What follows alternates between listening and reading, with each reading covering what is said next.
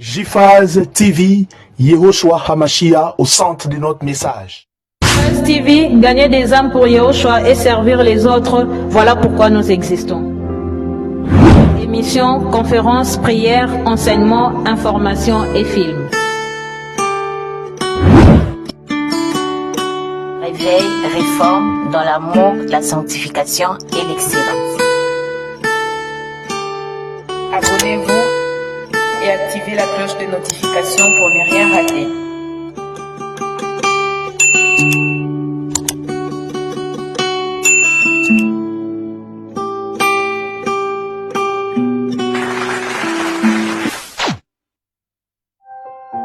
Surnaturel et le naturel pour toi mon Dieu, nous le voulons en ce lieu.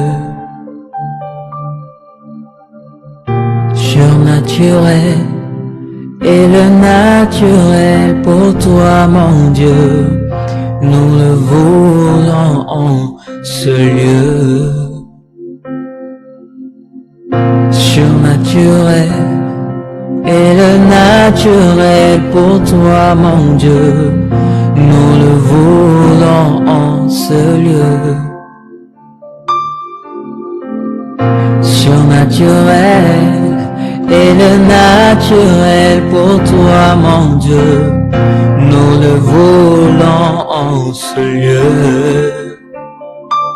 Et surnaturel et le naturel pour toi mon Dieu, nous le voulons en ce lieu.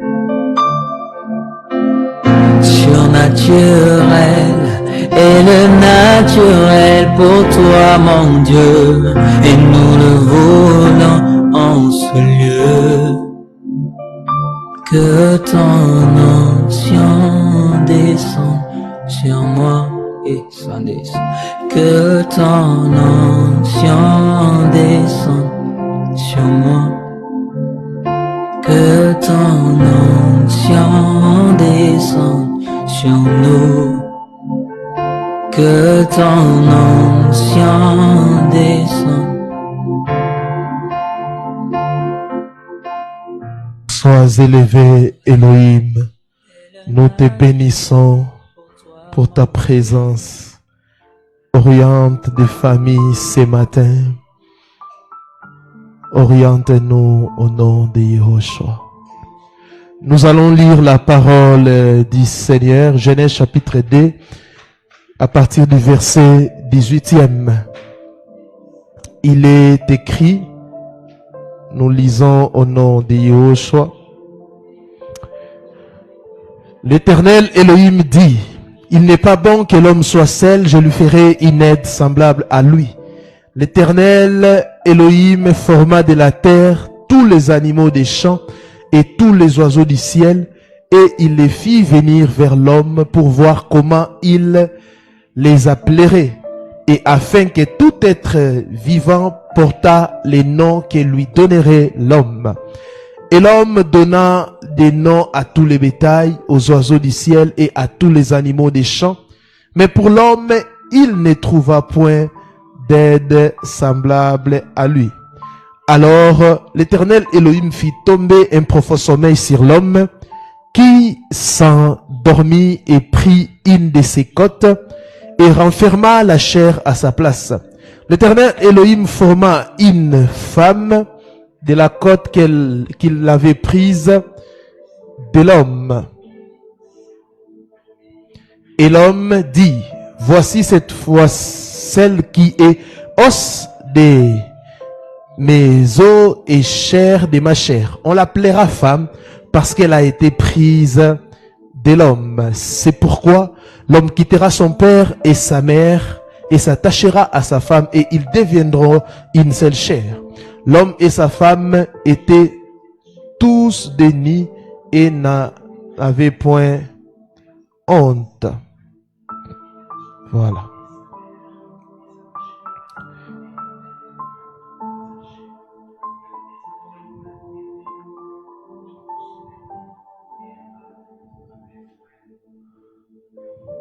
Voilà.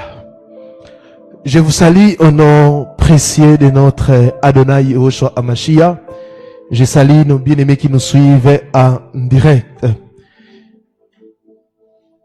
Je bénis le Seigneur et que le Seigneur bénisse toutes ces personnes qui ont travaillé à notre absence. Amen.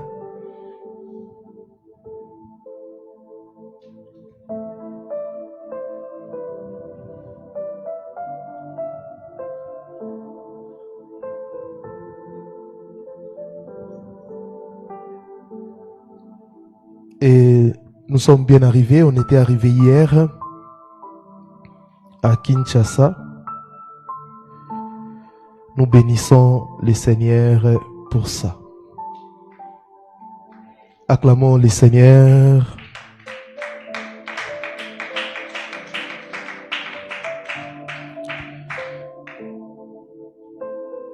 Vivre errer dans un mariage.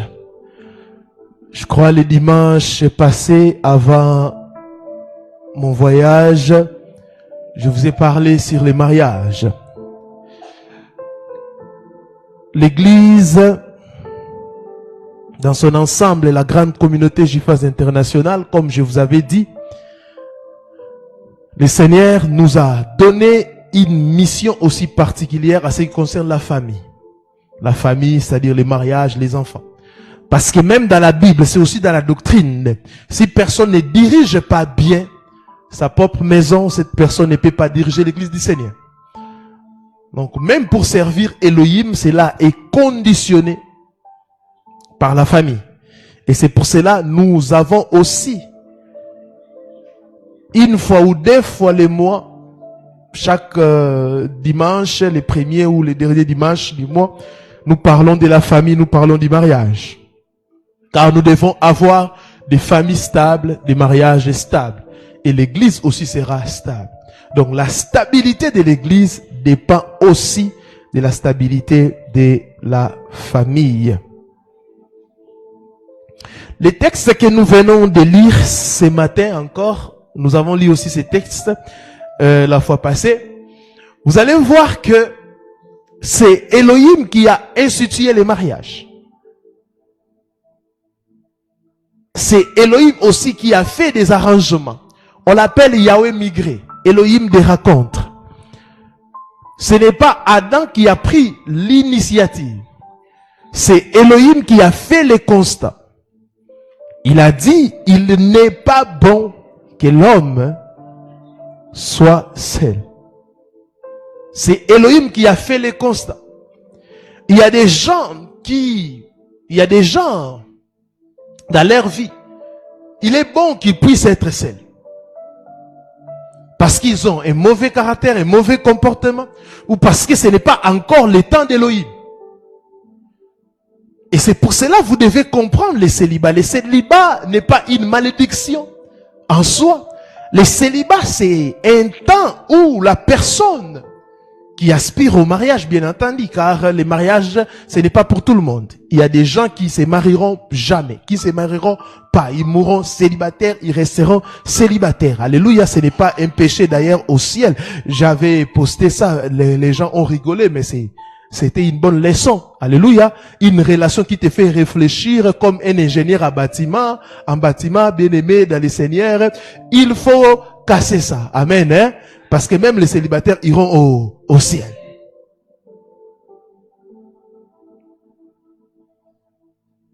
Le célibat, c'est un temps de préparation. Dans le célibat, vous devez recevoir des formations. Vous devez aussi réaliser des choses. Car il y a des choses, même dans les mariages, vous serez incapable de réaliser. En tant que célibataire, tu peux aller très loin dans tes études, surtout si tu es une femme, faire un master, aider à travailler durement. Parce que dans les mariages, et surtout si vous vous mariez, vous avez des enfants, tout commencera à tourner sur les foyers et les enfants. Le célibat n'est pas une malédiction, mais le célibat, c'est un temps que le Seigneur te donne pour te forger, pour forger ton caractère, pour aiguiser ton comportement et être changé. Si vous considérez le célibat comme une malédiction, comme un temps de pression, vous allez agir dans la précipitation, alors qu'il est écrit, quiconque agit dans la précipitation ne tombe qu'à la disette, dit la parole. Les samedis prochains, nous allons bénir un mariage. C'est la raison pour laquelle je suis rentré rapidement à Kinshasa. On va vous donner des détails et l'adresse. Ça sera à Kaouka.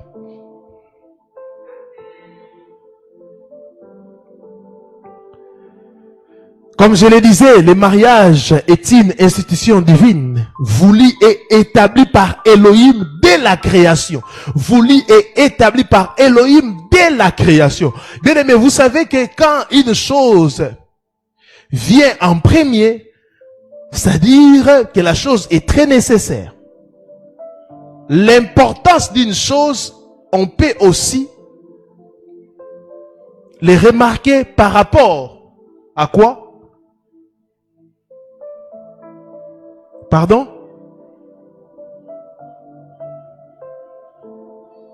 Sa préséance ou sa pré?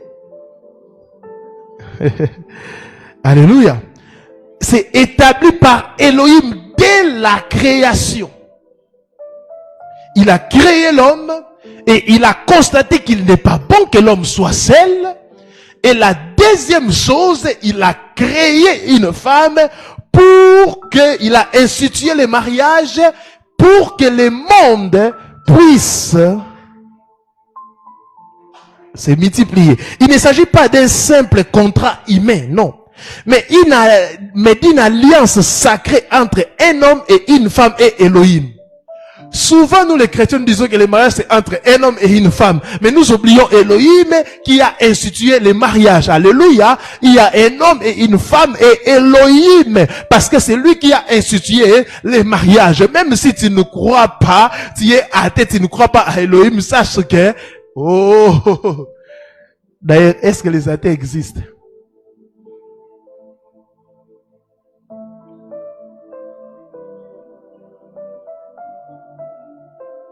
Amen. On avait beaucoup... Est-ce que les athées existent? Parce que moi, à chaque fois que je voyage, quand il y a des problèmes dans l'avion, même les athées prient. Tu ne crois pas que Dieu existe, mais tu pries qui? Amen. Dans un monde où les foyers se brise facilement, il est important de revenir à la parole pour comprendre comment vivre un mariage heureux et stable. Mariage heureux, stable et durable. Je le répète.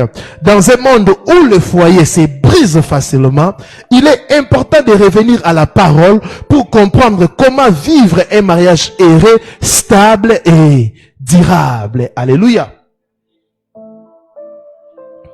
Il est important, très important même, de comprendre ces choses.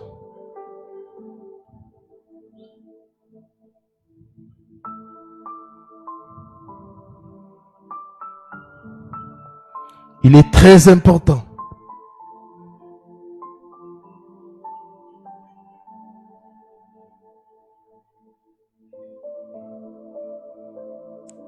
Il est très important de comprendre ces choses.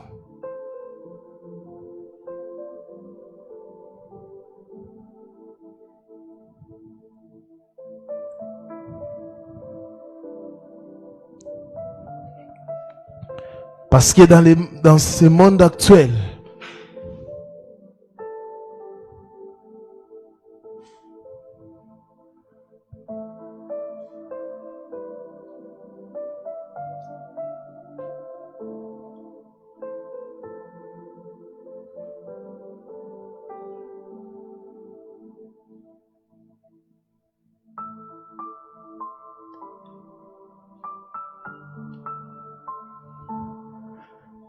je disais, dans le monde actuel où le mariage se brise facilement, où le foyer, le mariage se brise facilement, il est important de revenir à la parole pour comprendre comment vivre un mariage heureux, stable et durable. La Bible dit dans Genèse chapitre 2, 24 que nous venons de lire. C'est pourquoi l'homme quittera son père et sa mère et s'attachera à sa femme et ils deviendront une seule chair. Premier point pour vivre un mariage erré. Un mariage erré, c'est possible. Un mariage erré, ce n'est pas l'absence de problèmes, mais un mariage erré, même s'il y a des problèmes, on s'accorde, on s'attache pour les résoudre et vivre ensemble. Alléluia. Premier point, les mariages, une alliance, pas une aventure. Les mariages, une alliance, pas une aventure. J'aimerais que quelqu'un puisse écrire ça en commentaire. Les mariages, une alliance, pas une aventure. Le mariage n'est pas une expérience à tenter, mais une alliance à préserver. Je le répète, le mariage n'est pas une expérience à tenter, mais une alliance à préserver. La Bible dit, c'est pourquoi l'homme quittera son père et sa mère et s'attachera à sa femme et ils deviendront une seule chair. C'est une alliance. Alléluia. C'est une alliance. Elohim lui-même est témoin de cette union. Malachie chapitre 2, le verset 14e. Malachie chapitre 2, le verset 14e. Il est écrit, et vous dites pourquoi? Parce que l'Éternel a été témoin entre toi et la femme de ta jeunesse, à laquelle tu es infidèle, bien qu'elle soit ta compagne et la femme de ton alliance. La Bible dit, l'Éternel Elohim a été témoin entre toi et la femme de ta jeunesse. Elohim a été témoin. Elohim voit même l'infidélité de cet homme. C'est pourquoi un couple doit comprendre que le mariage n'est pas fondé sur les émotions passagères, mais sur un engagement spirituel et moral. Même vous les fiancés, vous devez comprendre que le mariage n'est pas fondé sur les émotions passagères, mais sur un engagement spirituel et moral. Quand quelqu'un veut l'engagement, il va poser des actes clairs et précis qui te montrera qu'il est engagé ou qu'il veut aller très loin avec toi. Mais des personnes qui veulent aller très loin avec toi, tu les sauras dès le premier jour. Parce que des actes qu'il commencera à poser, tu te diras dans ton cœur, cet homme, cette femme, veut aller loin avec moi. Mais une personne qui vient avec les émotions passagères, tu vas aussi le comprendre. Souvent, vous ne comprenez pas ces choses parce que vous êtes aveuglé par un coup de foudre. Ou parfois, vous êtes amoureux, mais l'autre ne l'est pas. Et quand l'autre n'est pas amoureux, il fera tout pour freiner. Et quand quelqu'un vient avec un objectif précis dans ta vie, il cherchera à avoir cet objectif. Le jour qu'il va atteindre cet objectif, il va t'abandonner, il va te laisser. Alléluia. Des chrétiens et des chrétiennes, ayez la sagesse. Alléluia. Ne faites pas comme des enfants. Ne vous donnez pas à 100% à une personne que vous n'êtes pas sûr qu'il ira très loin avec vous. Si beaucoup de gens ont des blessures, quand tu te donnes trop, la blessure sera grande.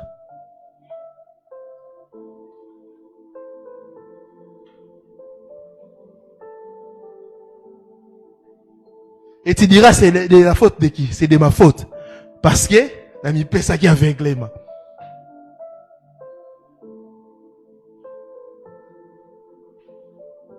Ayez la sagesse. Je vous ai enseigné ici sur le type d'harmonie. Posez des questions essentielles.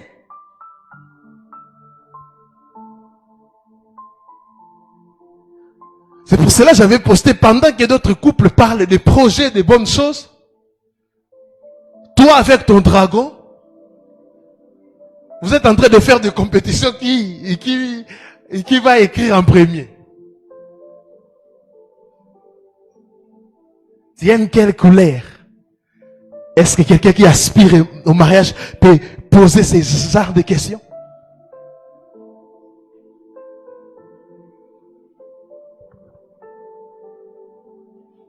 L'amour humain peut faiblir, mais l'amour fondé sur Yahweh demeure. Je le répète, l'amour humain peut faiblir, mais l'amour fondé sur Yahweh demeure. Quand les deux conjoints placent les relations entre les mains du Seigneur, ils apprennent à aimer avec patience, à pardonner et à persévérer. Parce que dans 1 Corinthiens 13, 7 à 8, la Bible dit, l'amour supporte tout, il croit tout, il espère tout, il endure tout. L'amour ne périt jamais, il endure tout. Je suis fatigué. Non, l'amour endure tout. Porte ta croix. Va jusqu'au bout. Oh papa, je vais divorcer. L'amour endure tout.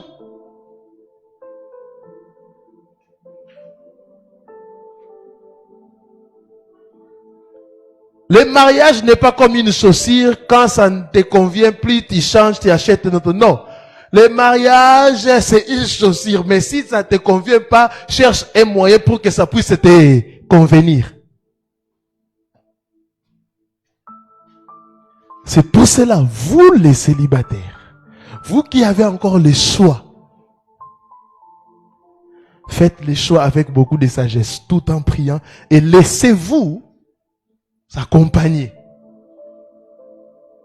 Car le Seigneur nous a donné des hommes de Dieu, des yeux spirituels, la sagesse d'en haut. Mais toi avec ton dragon, ah non, les pasteurs là, toi avec ton zombie.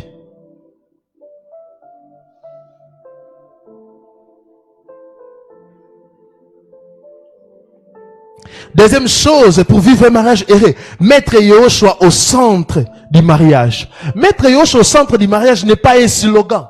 Car plusieurs personnes sont en train de le dire. Non, Yahushua au centre de notre mariage. Nous avons mis Jésus au centre de notre mariage. Ce n'est pas des déclarations. C'est vivre comme Yahushua. Un mariage erré n'est pas celui qui a tout matériellement, mais c'est lui où Elohim règne dans les cœurs du couple. Je le répète, un mariage erré n'est pas celui qui a tout matériellement, mais c'est lui où Yahushua règne dans les cœurs du couple. Et quand on dit mettre Yahushua au centre du mariage, vous devez le vivre. Il y a des gens qui disent, qui chantent que nous mettons Yahushua au centre de notre mariage, mais ils n'ont pas la prière en commun. Bien aimé, la prière en commun, la lecture de la parole et la communion spirituelle unissent plus que les biens ou la beauté physique. Alléluia. Vous êtes pendant les fiançailles. Vous rencontrez toujours dans les restos, vous rencontrez toujours. Ce n'est pas mal, mais c'est bien. Mais prenez le temps de prier. Vous devez bâtir une fondation solide. Vous ne priez pas. Vous ne faites que chatter mon cœur, mon bébé, mon parapluie, mon parasoleil, mon âme, des noms compliqués, mais votre relation n'est pas bâtie sur les rocs qui est Yahushua Hamashiach. Vous allez tomber. C'est pour cela, quand ça prend fin, vous devenez encore plus engagé. Jésus, mon meilleur ami, non, arrête de mentir. Il n'a jamais été ton seul amour, il n'a jamais été ton meilleur ami. Ton meilleur ami, c'était celui-là, ou celle-là. Parce que cette personne a décidé de mettre fin, oh, Jésus, mon meilleur ami. Non. Si dans votre fiançailles, vous ne mettez pas Yahushua au centre, vous êtes comme cette maison que Yahushua a donnée, bâtie sur le sable. Quand les vents, parce que quand vous êtes là pendant les fiançailles, peut-être vos parents ne vous connaissent encore pas, mais vous ne savez pas ce qui vous attend. Hein? La réticence des parents, les noms des parents. Ah oui, des combats de famille. Au lieu de prier ensemble, de chercher un encadrement spirituel, vous passez votre temps dans des restos. Et les jours que vous allez venir pour officialiser la chose, on vous dit non. C'est ces jours-là que vous allez commencer à prier. Il faut faire des prières préventives et non curatives. Quand les époux prient ensemble, ils invitent Yahweh à régner dans leur maison. Je le répète, quand les époux prient ensemble, ils invitent Yahweh à régner dans leur maison. Et quand Yahweh est présent, la paix, la joie et la compréhension habitent les foyers. Et quand Yahweh est présent, la paix, la joie, la compréhension habitent les foyers. Un couple qui prie trop, ils ont la joie, la paix et la compréhension. La Bible dit, le psaume 127, le verset 1er, si l'Éternel ne bâtit la maison, c'est qu'il a bâti ce travail en vain. Si l'Éternel ne bâtit la maison, c'est qu'il a bâti ce travail en vain. Chers couples, bâtissez avec Yehoshua, construisez avec Yehoshua. La maison, c'est votre relation. La maison, c'est votre relation. La maison, c'est votre relation. Mais l'Éternel doit bâtir dans votre maison. Si c'est une condition, si l'Éternel ne bâtit la maison, c'est qu'il a bâti ce travail en vain. Ne travaillez pas, la Bible dit, ce n'est ni par force, ni par puissance, mais c'est par ton esprit. Il y aura des problèmes qui demandera la force spirituelle pour les résoudre. Si vous n'avez pas la force spirituelle, le mariage va vous tuer. Le mariage va vous tuer, car il y aura des vents, il y aura des tempêtes. Les gens chercheront à vous détruire. Les gens chercheront à vous séparer. Les gens chercheront à vous faire du mal. Mais si Yehoshua est votre fondation, personne ne peut vous détruire. Personne ne peut vous détruire. Je ne dis pas les paroles à l'air. Je dis ce que j'ai vu dans mon mariage, ce que j'ai vécu dans mon mariage. Les gens ont cherché à nous séparer. Les gens ont cherché à tuer nos enfants. Mais nous avons tourné notre regard vers le ciel. Et Yehoshua Hamashiach les a vaincus. Yehoshua Hamashiach les a vaincus. Yehoshua Hamashiach les a vaincus. Voici, je vous ai donné le pouvoir de marcher sur les serpents, sur les scorpions, sur toute la puissance de l'ennemi. Et rien ne pourra vous nuire. Et rien ne pourra vous nuire. Personne et personne n'a eu même le pouvoir de toucher à mon mariage, de toucher à ma femme, de toucher à mes enfants. Oh la basanda. La prière, ça marche toujours. Yehoshua, quand il est dans votre barque, même s'il y a la tempête, soyez rassurés, soyez rassurés. Il va calmer la tempête. Il va calmer la tempête. Je profite pour prier. Si vous êtes un couple, vous êtes en train de traverser des moments de la tempête, que Yehoshua puisse calmer cette tempête au nom de Yehoshua. Au nom de Yehoshua. Que Yehoshua puisse restaurer votre couple. Que Yehoshua puisse restaurer votre foyer. Au nom de Yehoshua. Au nom de Yehoshua. Lui-même, il est le fondateur, le créateur du mariage. Et il tient au mariage. Il est la divorce. Il est la divorce. Il dit, je hais le divorce plutôt. Il est le divorce. Il est le divorce. Il est le divorce. Oh, Rasayabra.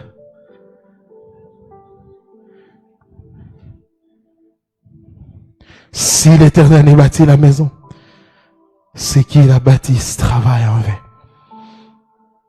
C'est-à-dire travailler en vain, c'est chercher à bâtir son foyer soi-même. Ça ne marchera pas. Il est le divorce, dit la parole. Qu'il puisse restaurer ton couple. Troisième chose, vivre errer dans un mariage. Troisième principe.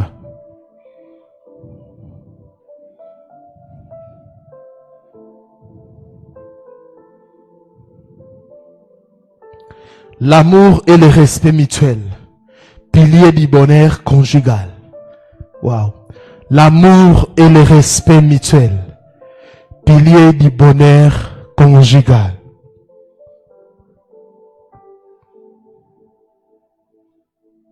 L'amour et le respect mutuel, pilier du bonheur conjugal.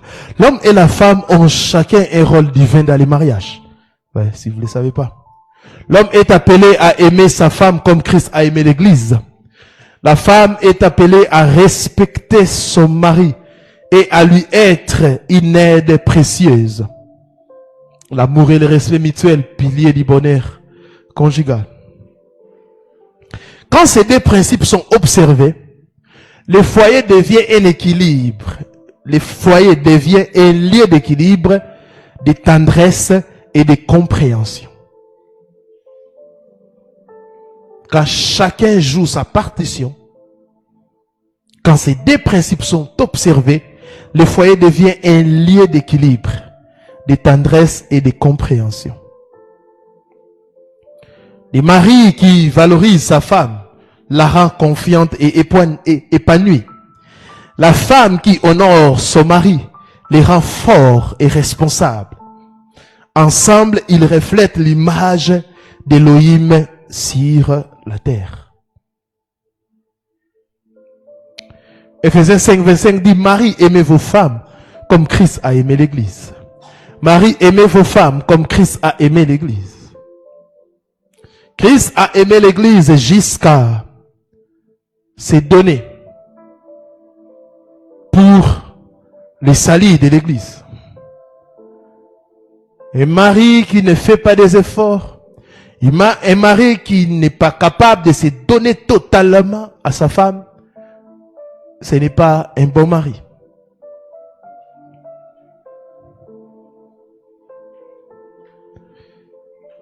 Ephésiens 5, 32, femmes, respectez vos maris. Parmi des choses en tant que femme ou comment une femme peut détecter qu'elle n'est pas appelée au mariage, à rester seule, si il n'y a pas la soumission et le respect. Si tu dis que moi, je ne respecterai pas mon mari, moi je ne serai pas soumise, je dirai pourquoi seulement la femme doit faire ça, pourquoi tu es dans ce genre de débat. Sache que sans prophétie, tu es appelé à rester seul. Souvent, le problème avec les églises, nous voulons pousser tout le monde au mariage. Aujourd'hui, l'église, au lieu de prêcher l'évangile d'une manière claire, même dans la Bible, tout le monde n'était pas marié. Je ne sais pas si vous connaissez un verset dans la Nouvelle Alliance où Yahushua a prié pour que quelqu'un puisse recevoir un mariage. Donnez-moi ce verset. Jamais. Le mariage, ce n'est pas pour tout le monde. Il y a des gens qui se disent femmes battantes, hommes, si c'est quoi ça. Ils doivent rester seuls. Et comme l'église aujourd'hui prêche le mariage comme une finalité, donc si vous n'êtes pas marié, vous avez un problème. Et même les gens qui n'ont pas ces dons-là de se marier, entrent dans les mariages. C'est ça le problème. Et c'est pour cela que nous avons beaucoup de choses et beaucoup de problèmes. Parce que les gens qui devraient être seuls et rester seuls sont entrés dans les mariages. Et maintenant, il y a trop de divorces parce que ces genres de personnes, ils sont dans les mariages, mais ils sont en train de vivre seuls. Ils ne sont pas en train de respecter la notice du mariage. C'est ça le problème.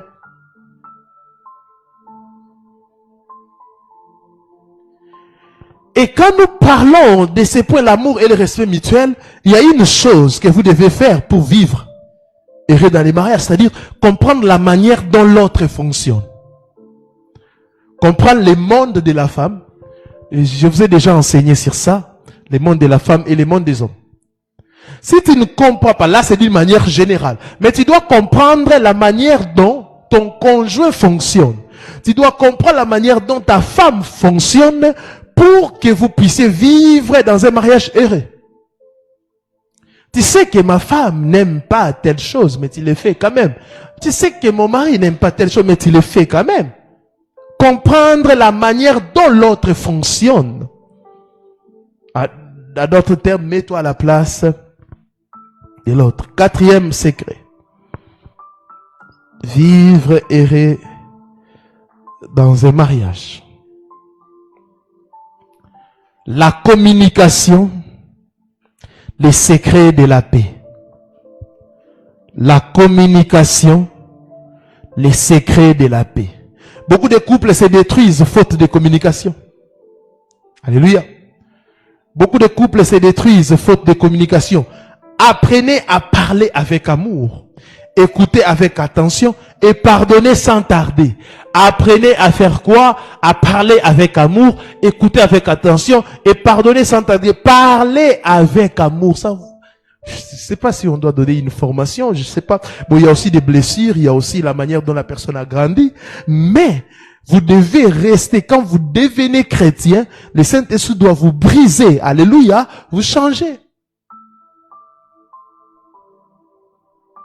Même si ton père ou ta mère appelait avec des insultes. Parce qu'il y a des parents comme ça. Ils appellent leurs enfants, même leur mari, avec les insultes. Il entre comme ça. Zoba mama binozabi. Vous voyez? Et ça entre dans la vie des enfants. Toute leur enfance, ils ont entendu ça. Et ils vont amener ça dans les mariages. Ndumba mama binozabi.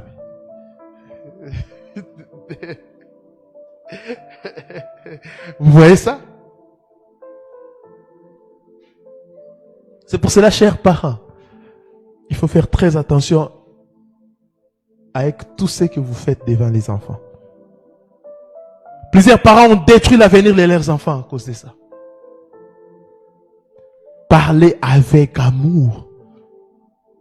Moi, j'avais installé un principe depuis très très très longtemps, même quand j'étais très jeune. Dans chaque relation que j'avais, même à temps et à contre-temps, on doit s'appeler bébé chéri. Même si on est fâché, on ne doit pas enlever ça, même dans les messages. Et si on est fâché, on s'écrit en majuscule, mais il y a bébé dedans. Imagine que tu es fâché, mais tu appelles quelqu'un chéri. Ça diminue un peu la colère.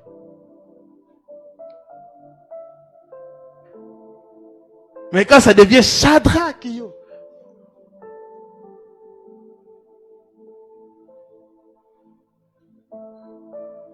Souvent dans les couples, c'est comme ça. Quand on est fâché, on s'appelle par des prénoms.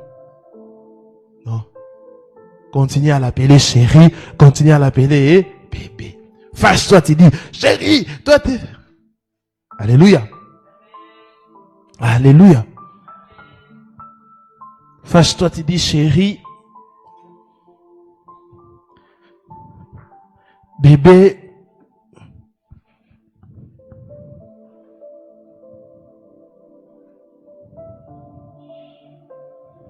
Amen.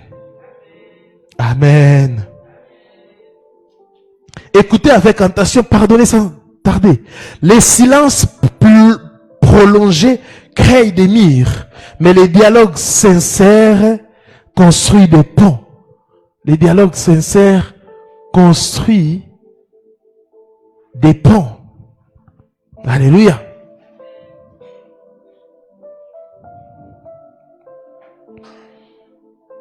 Ne restez pas, c'est dans la Bible dit, Ephésiens 4, 31-32, que toute amertume, toute animosité, toute colère soit bannie du milieu de vous.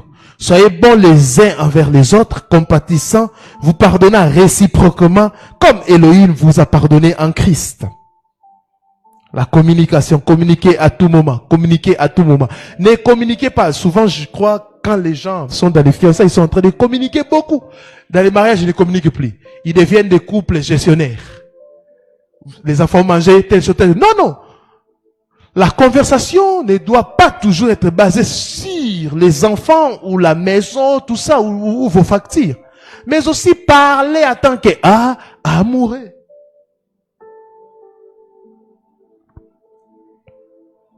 Cinquième chose, les pardons clés du bonheur durable. Les pardons clés du bonheur durable. Aucun couple n'est parfait. Les erreurs, les incompréhensions, les blessures font partie de la vie à deux. Mais pour vivre heureux, il faut apprendre à pardonner rapidement. Le pardon libère les cœurs et rétablit la paix. Un mariage sans pardon devient un champ de bataille. Mais un mariage où l'on pardonne devient un lieu de guérison. Colossiens 3, 13. Supportez-vous les uns les autres. Et si l'un a un sujet de se plaindre de l'autre, pardonnez-vous réciproquement. Vous voyez que la Bible peut régler plusieurs problèmes qu'on a dans le couple. Pardonnez-vous réciproquement. Un mariage sans pardon devient un champ de bataille. Mais un mariage où où l'on pardonne devient un lieu de guérison. Pardonnez-vous réciproquement. Apprenez à dire pardon. Pardon mon amour, pardon mon bébé, pardon. Pardonnez-vous réciproquement. Si tu vois même, vous les fiancés, quelqu'un dans les fiançailles qui pardonne difficilement, et quand il est fâché, il peut faire 2 jours sans écrire, 3 jours sans écrire, sache que tu seras devant un monument. Pas n'importe quel monument, pas comme le monument de Lumumba où il a mis ça, on comprend qu'il a dit 5. Mais lui, ne dit rien. Vous savez, vous n'êtes pas trop exigeant dans les fiançailles. C'est pour cela que vous pleurez pendant les mariages. Oh papa, je ne savais pas, non.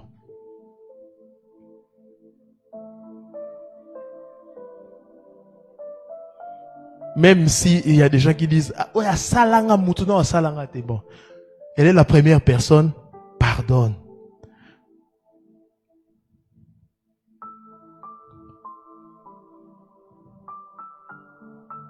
Sixième chose, la fidélité, preuve d'amour et de crainte de Yahweh. La fidélité, preuve d'amour et de crainte de Yahweh. Un mariage heureux s'est construit sur la confiance et la fidélité. La fidélité, preuve d'amour et de crainte de Yahweh. La trahison détruit, mais la fidélité fortifie. La trahison détruit, mais la fidélité fortifie. Elohim honore les couples qui marchent dans l'intégrité, car la fidélité est un fruit de l'amour véritable. Il y a des fiancés comme ça, tu l'attrapes. On ne sommes que dans les fiançailles, je suis en train d'observer, pardonne-moi. Ah, tu tolères déjà ces choses. Si dans les fiançailles, il fait déjà ça, donc dans les mariages, ça sera comment?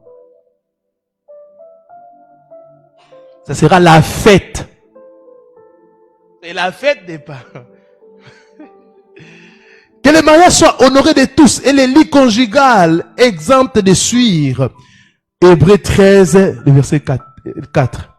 Mais les gens pensent on dit que les lits conjugales. Ici, quand on parle de lit conjugal, ce n'est pas votre lit là. Parce qu'il y a des hommes qui disent, papa, moi, les lits là, je n'ai rien fait là-bas. On dit que les lits conjugales. Pour interpréter la parole, vous devez comprendre. Ici, quand on dit suyer les lits conjugales, même si tu as commis l'infidélité en Europe, tu as suyé les lits. Les lits ici, il s'agit de votre union, de votre relation. Il ne s'agit pas des lits que vous avez acheté les matelas. Parce qu'il y a déjà mon lit, hein. C'est tout suivre. Ce n'est pas les lits là, les matelas. C'est votre relation. Même si tu as commis ça loin de votre lit. Maman, même si tu es allé dans une autre chambre, dans un hôtel, tu as suyé le lit. Votre lit est taché. Papa, même si tu vas en mission de service, tu fais quelque chose là-bas. Oh non, je n'ai pas touché mon lit. Ah, Seigneur, aide-nous. Septième chose, servir ensemble dans le Seigneur. Pour vivre un mariage heureux, vous devez servir ensemble dans le Seigneur. Très important et très capital. Un couple uni dans la foi devient une force spirituelle. Aujourd'hui, nous avons des couples où il n'y a que les papas qui servent, ou la maman, pas des enfants. Ayez l'habitude de servir ensemble le Seigneur. Servez Yoshua ensemble. Soutenez-vous dans vos projets et soyez une bénédiction pour les autres. Un mariage centré sur le service à Yahweh attire sa faveur et sa protection. Venez ensemble à l'église, ayez des activités à l'église, travaillez pour l'évangélisation, aidez les pauvres, servez le Seigneur ensemble, chers couples. Et vous allez donner un exemple à vos enfants, comme il est écrit dans Josué 24, le verset 15. Moi et ma maison, nous servirons l'Éternel, et non moi seul. Moi et ma maison, nous servirons l'Éternel. Parfois dans des réunions comme ça des familles, on voit les papas venir servir ou la maman avec les enfants. Le papa est où? Il est où? Il n'écoute pas la parole que tu écoutes, maman. Ou ta femme, elle est où? Elle n'écoute pas ce que tu écoutes. Vous devez écouter la même parole. Vous devez être enseigné à consommer la même nourriture. Ou papa va à gauche, maman va à droite, les enfants vont, je sais pas moi, ou non. Vous devez consommer la même nourriture spirituelle. Alléluia. Servez ensemble dans le Seigneur. Et il y a des bénédictions attachées au service. Et si vous servez ensemble, c'est pour cela, moi, mes enfants viennent, servent ensemble ici. Elles sont en train de servir dans cette église. Pourquoi? Pour que nous puissions avoir des bénédictions ensemble. Et notre maison sera comblée, votre maison sera comblée de bénédictions et de protections. Comme conclusion, nous pouvons dire ceci. Vivre errer dans un mariage, c'est bâtir chaque jour sur les rocs qui est Yeshua Hamashia. Ce n'est pas l'absence des problèmes, mais la présence de Yahweh qui fait la différence. Aimez-vous, respectez-vous, pardonnez-vous et marchez dans la crainte de Yahweh. Alors votre mariage sera une source de joie, de paix et de bénédiction pour les générations à venir. 1 Corinthiens 13:13.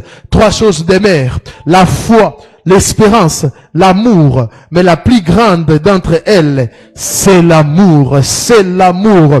Aimez-vous, respectez-vous, pardonnez-vous et marchez dans la crainte de Yahweh. Alors votre mariage sera une source de joie, de paix, de bénédiction pour les générations à venir. Yahweh aime le mariage. Yeshua aime le mariage. Il est possible de vivre dans un mariage heureux. Ne suivez pas ce que les gens racontent. Ne suivez pas ce que vos coachs racontent. Il est possible de vivre dans un mariage heureux. Je le répète, ce n'est pas l'absence de problèmes, mais la présence de Yeshua qui fait la différence. Il y aura des problèmes, mais ensemble, si vous êtes unis, vous pouvez résoudre ces problèmes et vivre dans l'unité, dans l'amour, vivre heureux dans un mariage. Qu'est-ce que je peux faire que souhaiter aux fiancés, aux gens qui aspirent au mariage, qui vont se marier? Bon mariage. Et aux gens qui sont déjà mariés, mettez ces choses en pratique. Vivez pour vous-même et vivez dans la discrétion. Tout le monde ne doit pas entrer dans votre maison, dans votre chambre. Vivez dans la discrétion. Il y a des gens qu'on reçoit à l'extérieur même, pas même dans la parcelle. Il y a des gens qu'on reçoit dans la parcelle, pas jamais au salon. Il y a des gens qu'on reçoit seulement au salon. Que le Seigneur vous bénisse abondamment. Acclamons le Seigneur. Oh, la salée, Braya Bacha. Acclame bien.